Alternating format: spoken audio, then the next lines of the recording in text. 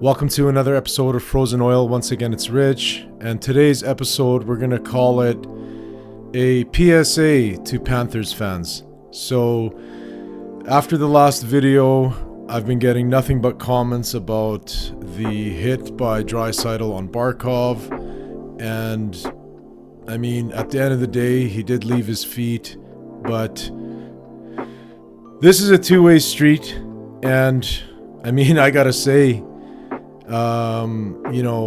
it's almost as if the other events that are occurring in these last two games aren't even being considered. So we gotta take a close look at this and maybe kind of explain why things are gonna lead up to moments like that Draisaitl hit. So we're gonna go back to game one here and take a look at this clip. And as you can see here from this clip, this is one of the dirtiest plays by one of the dirtiest players. This guy never had a job almost. Calgary had to, turn him from a top predicted draft pick, at one point predicted to go number one overall, to basically a different style of player that doesn't focus on his skill set and focuses on making plays like this because that's what he has to do to hold a job in this league. So we'll start with this hit on Connor McDavid in game one. Again, as you can see from this clip, it's a broken play. It's near the benches, and he comes straight up to Connor McDavid and gives him almost an identical shot. His arm comes up last second. The butt end of his stick hits McDavid in the face. That's why he's bleeding. After the play, no call on the play. Now you are attacking the captain of the Edmonton Oilers. You are attacking the best player in the league. You are showing no respect for the best player in the league. Maybe the best player of all time. He's definitely in the top 5.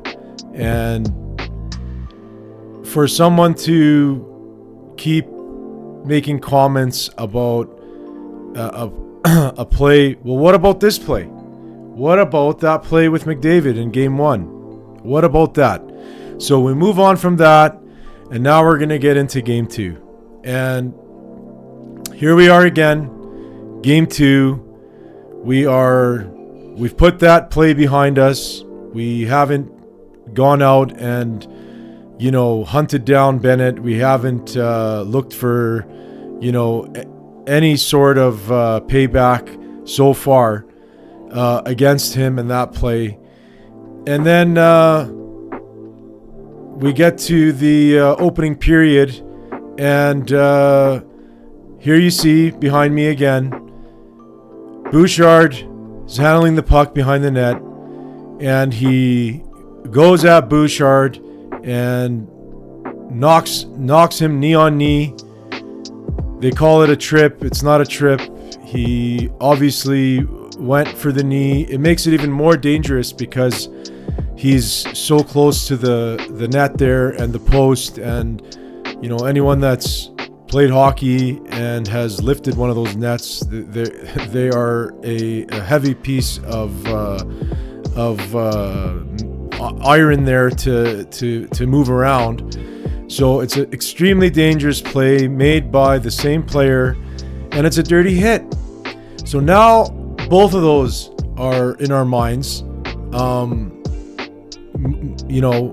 As an Oiler fan, I'm watching this and I'm saying to myself, like, wow, they are targeting the Oilers, and they are, trying to make dirty plays that, most times are going to result in an injury. So that's occurred. You're not innocent. You're not innocent. You're not sitting around and, pretend, almost acting like you were doing nothing, and all of a sudden you got attacked. No, you're not. And to make it even worse, in the same game, here's another clip of an extremely dirty play. Here is Aaron Ekblad. After a scrum, he's got Bouchard, our top point-producing defenseman in the playoffs, a 24-year-old, kid. Here he is, Aaron Ekblad, having him in a chokehold. And Bouchard is tapping his arm, telling him he can't breathe. And he's not letting go.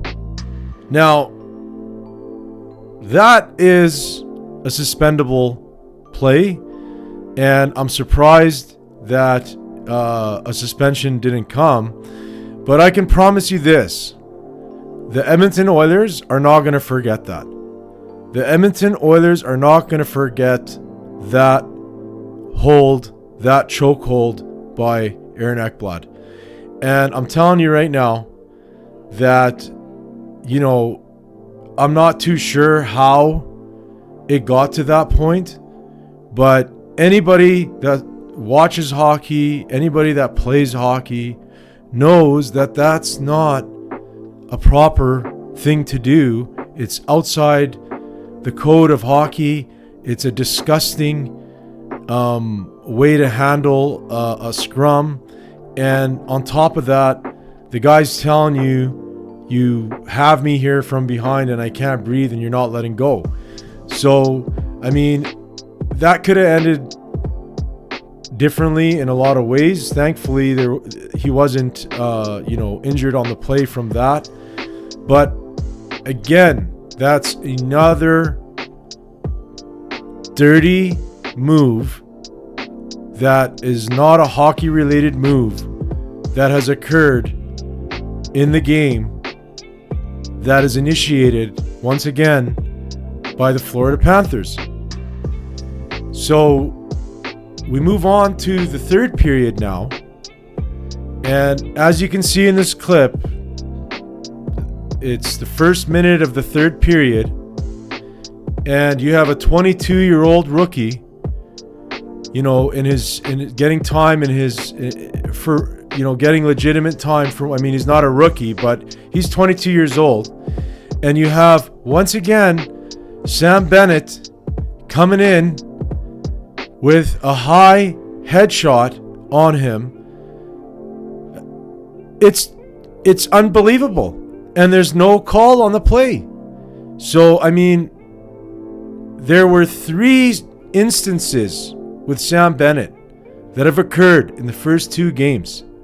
He doesn't want to answer the call. He doesn't want to drop the gloves with anybody. He wants to just keep skating around and doing these shots. So what do you think the Oilers are going to do? What do you think is going to happen? If you want to go around and fly around the ice and give headshots and give knee shots and throw a fake hit, which is a sucker punch to the best player in the game, there's going to be a retaliation of some sort. And Draisaitl left his feet, yes. But the point is, what do you expect? What do you expect to happen? So anyone that's a fan of the Florida Panthers that wants to question why did that hit happen, or why did that hit occur, or that's a dirty play, or you touched Sasha, you touched Barkov, you touched our number 16. Look, you guys have been doing it since game 1. So, it sucks when you're on the end of it if you're always initiating it. But that's the great thing about hockey, is it is that one sport where, if you're going to go around and play dirty and do those things, you can expect it to come back. You can expect it to come back. There's been moments where coaches have fought, each other, whether it's on the bench or in the hallways, beside the locker rooms, and they go at it. And it's because if you don't want to respect the game, you're playing a game that has razor sharp blades on the ends of the skates.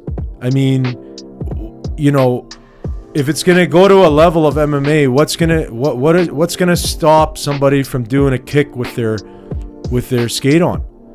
So there's rough stuff, and then there's shouldn't be in the game stuff. And like I said, the Florida Panthers have initiated this stuff. The Florida Panthers are the ones that are doing these things. It seems to be the same guy most of the time, but I mean, Ekblad's a chokehold there. There's no part in the game ever where that is, you know, that is. See, I've never seen it before myself, but I've watched a lot of hockey and I've never seen it. So I just don't want anyone to be sitting there thinking, oh, the Oilers are dirty. The Oilers are dirty. The Oilers are not dirty. The Oilers are the most skilled run and gun team in the NHL. They thrive on offense. They thrive on scoring. They, you know, rarely get involved in scrums after the play, but they're capable, more than capable, you know, of answering the call if they have to. And it wasn't one of our third or fourth liners that went and hit Barkov. It was Leon Draisaitl. You know, a lot of people say he's the second best player in the game. So, I mean, at the end of the day, the Oilers are not going to shy away from rough stuff. But on top of that, if you're going to play dirty, they can play dirty too. And if you see it happen to your own team, maybe you should stop doing those dirty plays. Maybe, just a thought. So, we are on the eve of Game 3. I cannot wait for this game to start. Hopefully, there are some lineup changes for the Oilers. I'm sure there will be. And it's going to come down to breaking through that trap. The amount of, once again, the amount of comments about, that's Florida's game and that's them playing their game and the Oilers can't handle that style of game and this and that. Look, you guys were nowhere near that game in Game 1, all right? The Oilers should have had that game, hands down. Everybody knows it. Ran into, Bobrovsky having a night to remember, that's for sure. And you stole that game. Game 2, that was the Panthers game. But that's trap hockey. Trap hockey is a style of game. It's a style of play. It's the most boring style of hockey that you can play. It used to put me to sleep in the late 90s and early 2000s. They made rule changes because of trap hockey. They want to speed the game up. And at the end of the day, we played right into that trap game.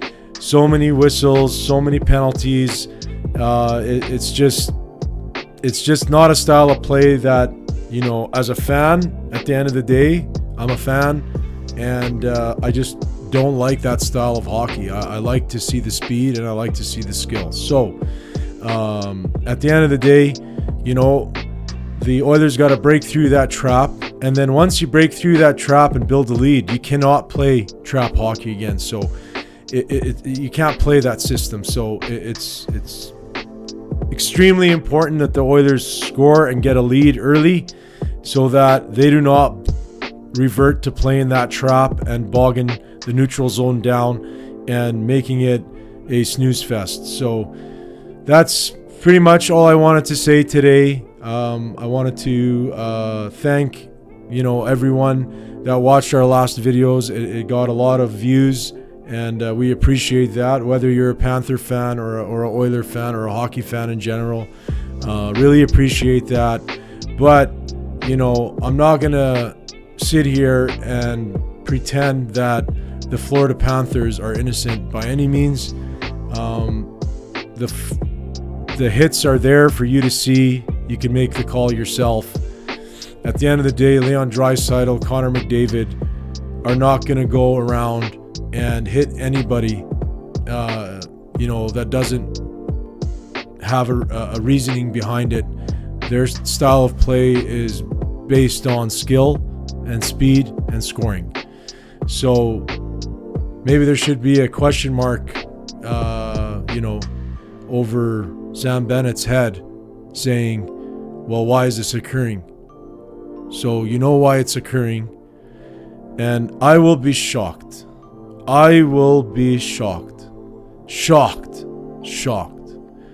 If Game 3 isn't the best game the Oilers have played in this entire playoff run after going through a game like that.